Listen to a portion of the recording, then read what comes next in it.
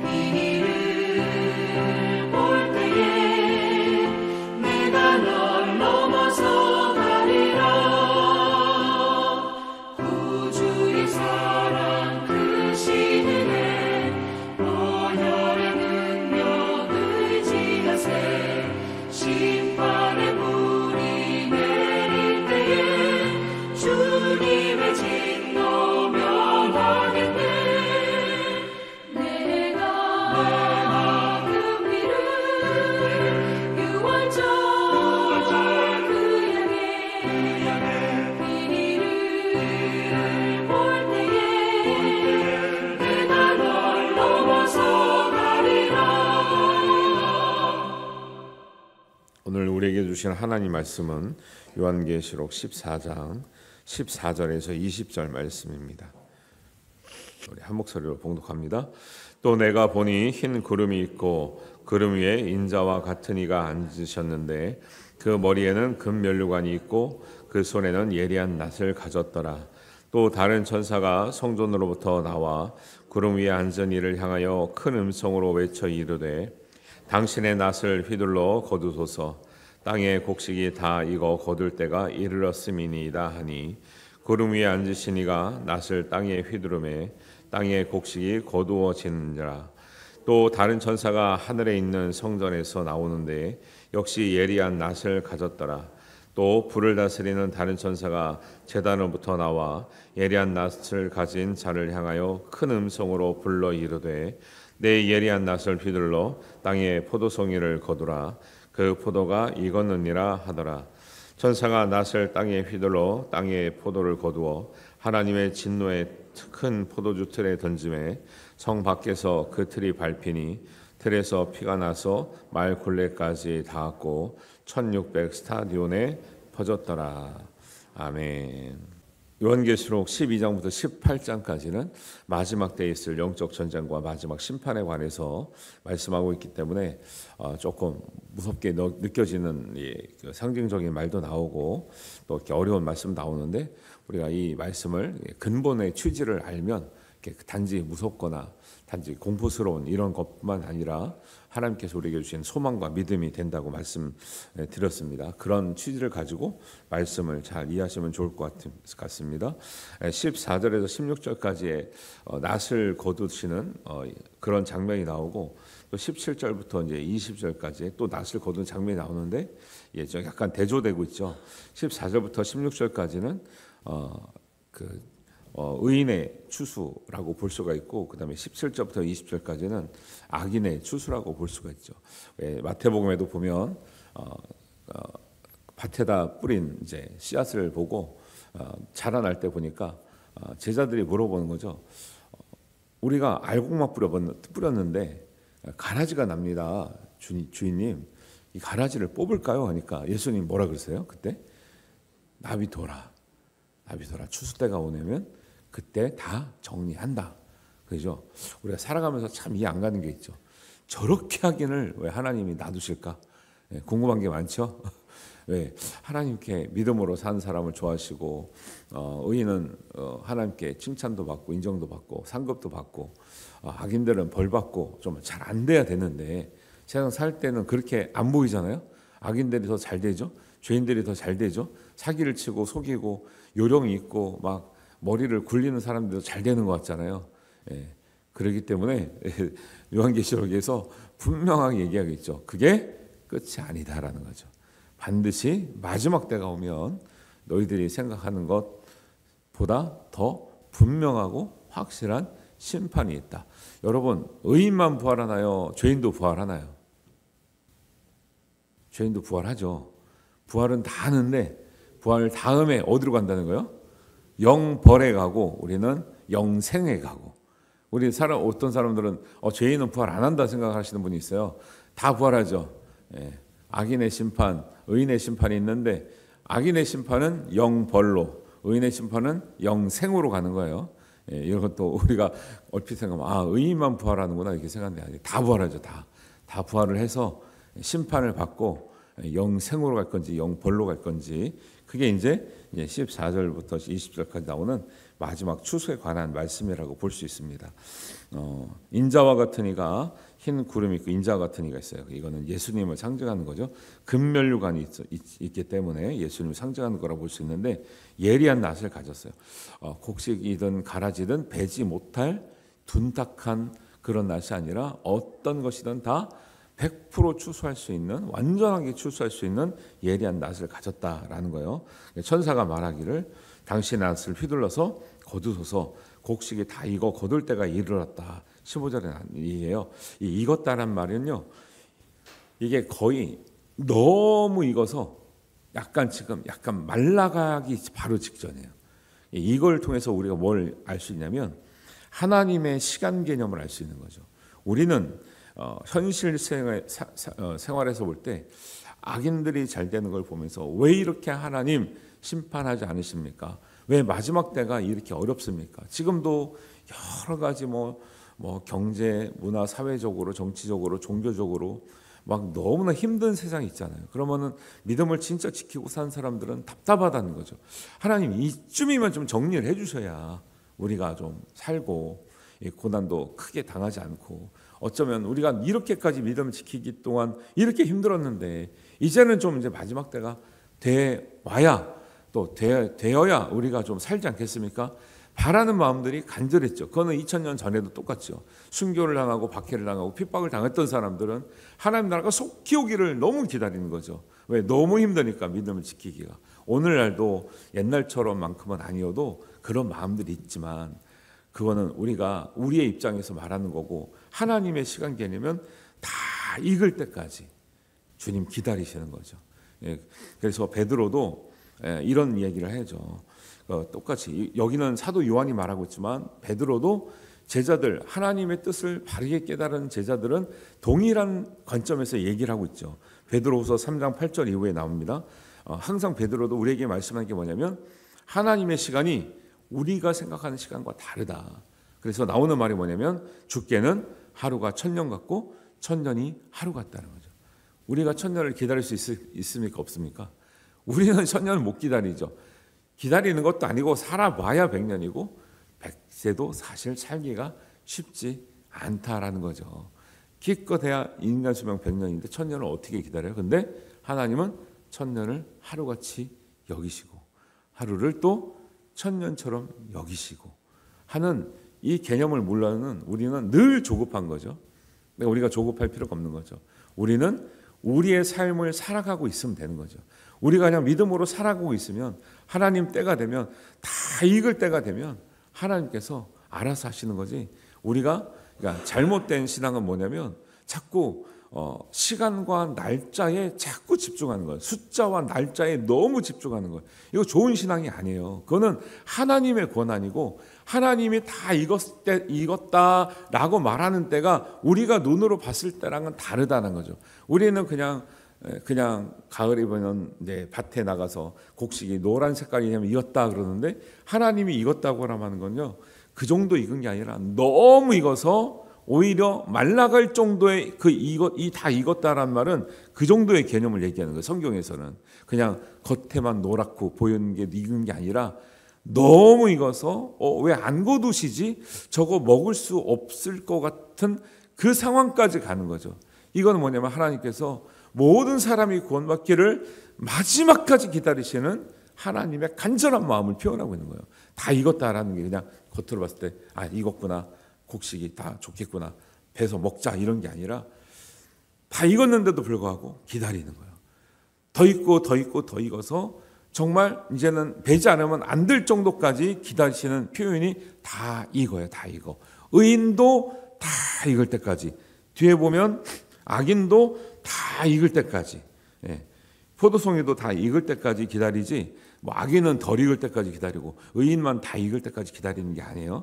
그래서 우리가 14만 4천이라든가 하나님의 마지막 때가 몇 날, 몇 년, 몇 월, 며칠이라든가 이것을 강조하는 사람들은 성경에서 엇나가고 있다라는 거예요. 왜? 그게 중요한 게 아니라 우리가 이제 베드로 후서나 14만 4천 어제 말씀드릴 때도 있잖아요. 그 14만 4천 명 인원수가 중요한 게 아니라 그 사람들이 어떤 사람이냐가 중요하다는 것처럼 베드로도 똑같은 말하고 있죠. 하루가 1000년 같고 1000년이 하루 같다는 말을 잊지 말라. 주의 약속은 어떤 이들이 더디다고 생각하는 것 같이 더딘 것이 아니라 오래 참으사 아무도 멸망하지 않고 다 회개하게 이르기를 원하시느니라. 그래서 그냥 익을 때까지 아니라 다 익을 때까지. 이게 왜 이렇게 좋을 때 안 거두시지까? 이렇게 좀 말라가는데 말라가려고 할 때까지 기다리신다는 거예요. 이 표현이. 요 하나만 제대로 알아도요. 하나님의 마음을 이해하는 거죠. 하나님은 더딘 것 같아도. 여러분들도 아마 교회를 보면서 그런 생각할 거예요. 왜 빨리빨리 안 바뀌지? 빨리빨리 바뀌면 좋겠는데. 젊은 사람들도 그런 생각 많이 하죠. 네, 뭐요? 한 사람 더 챙기기 위해서 기다리는 거죠. 저도 답답해. 근데 왜요? 왜 교회는 속도가 빨리 안 나는가? 한 사람 한 사람 더 배려하고 맞추다 보니까 그런 거죠. 하나님의 마음이 그렇게 표현되고 있죠. 이제 그래서 멸망하지 않고 다 회개하기를 이르기를 원하시는 하면서 그러나 주의 날이 도둑같이 오리라. 이게 요한계시록에 나오는 개념하고 일맥상통하죠. 베드로는 요한계시록의 계시를 본 것도 아닌데 같은 말을 하고 있는 거예요. 그러니까 하나님 말씀을 잘 깨달으면 계시를 본 사람이나 안 본 사람이나 같은 맥락으로 얘기를 하지 본 사도 요한만 그런 얘기를 하고 다른 제자들은 엉뚱한 얘기를 하는 게 아니에요. 하나님의 계시는 다 누구에게나 같은 맥락으로 같은 이해를 시켜주시고 같은 답을 나오게 하시는 거지 다른 답을 나오게 하시지 않죠. 그래서 주의 날이 도둑같이 이르리라. 요한계시록에 보면 주의 날이 어떻게 온다고 하냐면 속히 오리라, 속히 오리라, 속히 오리라가 엄청나게 반복되고 있는데 이 속히는 빨리라는 개념이 아니라 갑자기 온다는 거예요. 갑자기. 그러니까 여러분 예상이 되면요 흉내내는 사람들이 많다니까요. 언제 시험이다 벼락치기 대부분 다 공부를 잘하나 못하나 벼락치기는 다 하는 거예요. 예수님 오신다 그러면 그동안에 마음대로 살다가 갑자기 자라는 인간들이 많이 있을 게 뻔하죠. 예상이 되면 하는 예수님은 뭐라요? 속히 오신다는 거요? 갑자기 온다는 거예요. 도둑같이 아무도 알지 못할 때 온다 그랬지 그냥 빨리. 그러니까 예수님 당시에 그거를 제자들이나 사람들이 내가 속히 오려니까 나 살아있을 때 오실 줄 알고 기다렸죠. 그런데 예수님 아직도 안 오시죠. 개념이 다른 거죠. 아무도 예상치 못할 때 갑자기 오셔서 그냥 있는 모습 그대로 보니까 그거 자체가 심판이에요. 여러분 1년 돼 오신다면 1년 동안 여러분 여태까지 동안 부족했던 거 다 채우고 뭐 좋은 일 하고 뭐 기도도 많이 하고 하실 거 아니에요? 근데 지금 오시니까 그게 아주 적나라한 심판이 되는 거죠. 지금 오시니까 예를 들면 그렇다라는 거예요. 그래서 그런 얘기를 하신 다음에 베드로후서 이제 계속 3장 8절 이어지는 말씀이 뭐냐면 이 모든 것이 이렇게 풀어지리니 너희가 어떠한 사람이 되어야 마땅하냐. 이게 제일 핵심이에요. 요한계시록도 마찬가지고 14만 4천도 어떤 사람이라고 했습니까? 순결하고 순수하고 순종하고 믿음에 확신이 있는 사람이라고 했어요. 그 사람은 제가 볼 땐 14만 4천보다 더 많아져도 상관이 없는 거죠.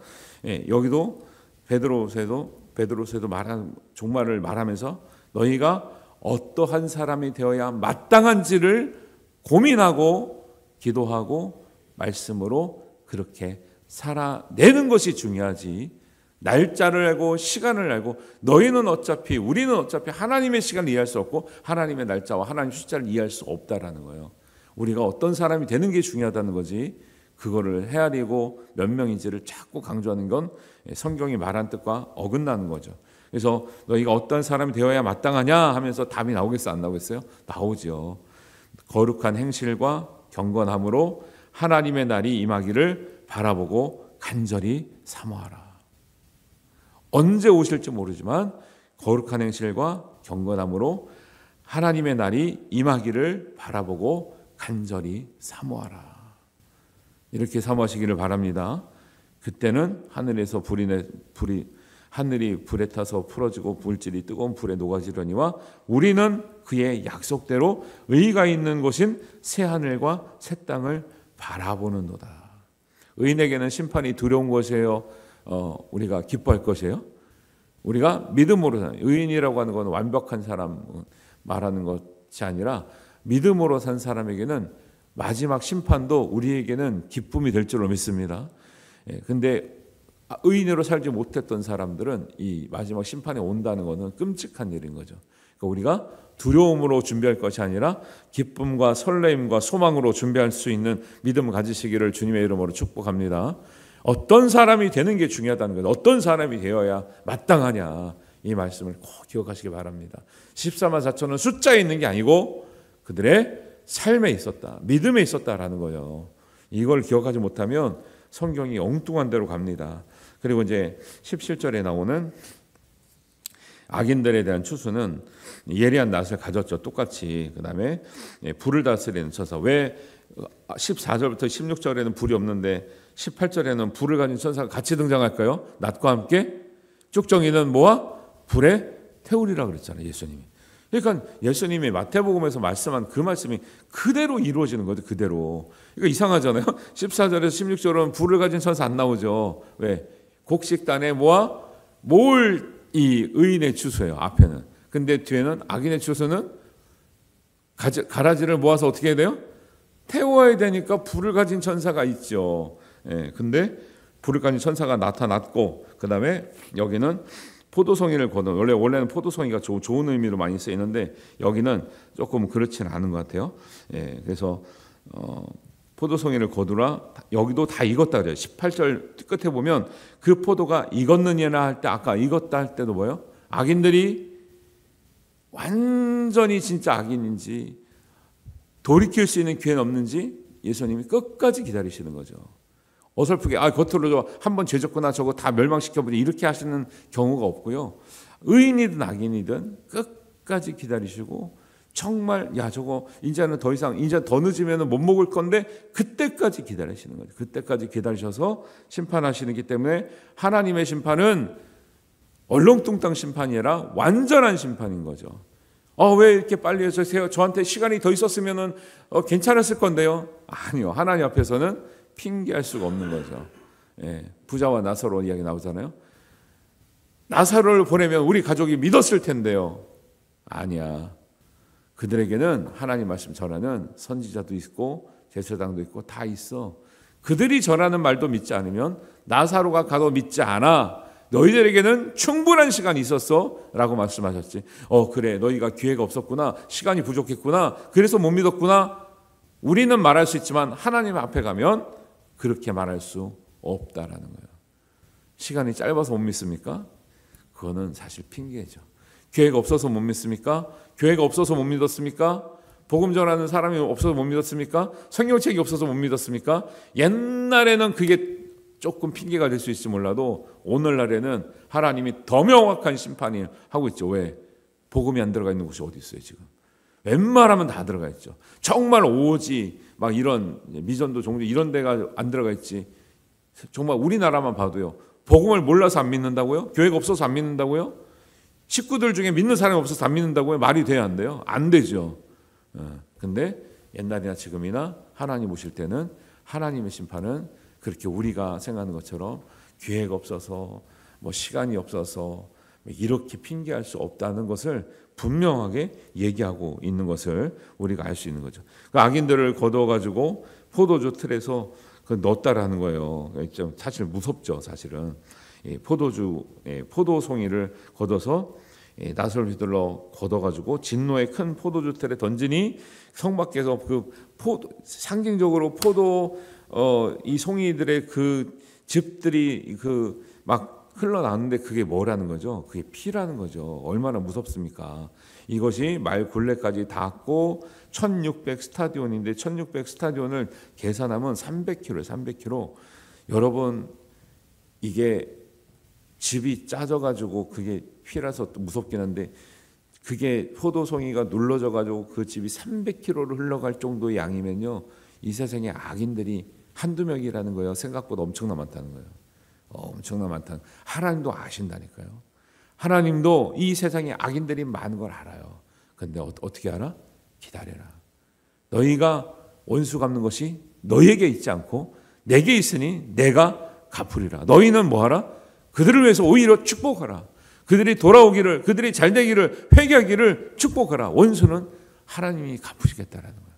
왜? 우리가 원수 갚으려면요 맨날 칼 갈고 있어야 돼. 칼 갈고. 그죠? 이 인간 저 인간 나한테 상처 준 인간 우리 힘들게 한 인간 돈 떼먹은 인간 다 원수 갚으려면요 우리는 평생 칼을 갈고 있어야 될지 몰라. 그죠? 그리고 원수가 뭐 갚아집니까? 내가 원수 갚으면요 그 자식들은 또 얼마나 또 한이 맺히겠어요? 왜 갚았는지 모르지 또. 그러니까 또 우리를 보면서 또 원수를 갚겠죠. 이 세상에서. 이 세상이 어떻게 돌아가는 거예요? 원수의 원수를 갚으려다가 이 세상이 그냥 진짜 피바다 되는 거죠. 총기 사고 외국에서는 많이 나잖아요. 그래서 사람들이 그래요. 우리나라에서 만약에 총기 소지가 허락된다 우리나라는 우리 자체적으로 전쟁터가 될 것이다. 얼마나 성격이 급하고 얼마나 한 맺히는 게 많아요. 그러니 얼마나 이게 참 어렵겠나. 지금 외국에서는 학생들이 총을 막 집에 총들 있잖아요. 학생들이 그 총을 가져와가지고 학교에다 쏘고 교회에서 쏘고 막 이게 끔찍한 일 난리도 아닌 거 지금 이 세상이. 그러니까 선하게 살다가 그렇게 비참한 일을 당하는 학생들 예를 들면 참 선량한 사람들이 얼마나 억울하겠어요. 그러니까 하나님의 심판이 있어야 됩니까? 없어야 됩니까? 저는 반드시 하나님의 심판이 있어야 된대요.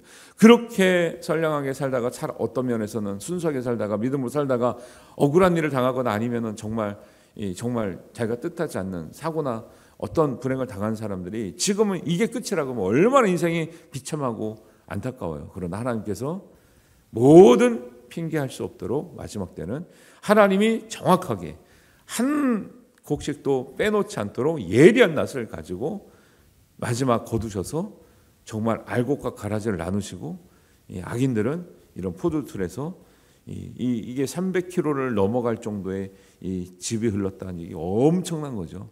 하나님이 빠짐없이 심판하는 날이 온다는 것을 믿고 우리는 이 세상에 살 때 상처가 있고 억울하고 괴롭고 눈물이 흘리고 우리가 어떤 고난이 있더라도 우리는 이 세상에 살 때는 어떻게 살아야 된다고요? 어떤 사람이 되어야 마땅한지를 말씀을 보면서 깨달아 그 믿음을 지킨 사람, 비록 어렵겠죠. 어려우니까 하나님 상급 주신다니까요. 상급을 그 7개월 때 받은 상급을 보시면 어마어마한 상급이잖아요. 왜? 그만큼 어려웠다. 여러분 동네에서 달리기 1등 할 때 뭐 줘요? 애들 학교에서 1등 하면 옛날에 뭐 줬어요? 연필 몇 자루 공책 몇 권 줬거든요. 그 동네에서 1등 하기 때문에 그거 주는 거죠. 올림픽 나가서 1등 하면요, 금메달하고 모든 세계 사람이 다 보면서 박수 쳐주고 잘했다 그러잖아요. 예. 어려운 경기이기 때문에 그렇게 칭송해주고 그렇게 상급을 주고 하는 거예요. 우리 이 세상에서 믿음을 지키는 일이 쉬운 일이에요, 어려운 일이에요? 아니 뭐 쉬운 일이라고 말하는 분도 있죠. 자기 믿음이 있으면. 근데 쉽지만은 않은 일이잖아요. 쉽지만은 않은 일이기 때문에 하나님이, 아니 다른 거 뭐 차치하고 생명의 면류관만 받을 수 있어도요 어마어마한 거 아닙니까? 어마어마한 거. 왜? 이 세상에서 생명의 면류관을 받을 정도의 이 세상에서의 믿음을 지키는 일이 때로는 어려울 수 있다. 그리고 어려운 일이지만 견딜만 하다, 견딜 가치가 있다, 믿음은 지킬 만한 가치가 있다는 것을 계속 얘기하고 계시는 거죠.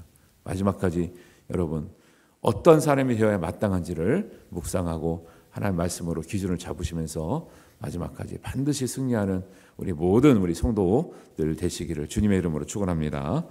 기도하겠습니다.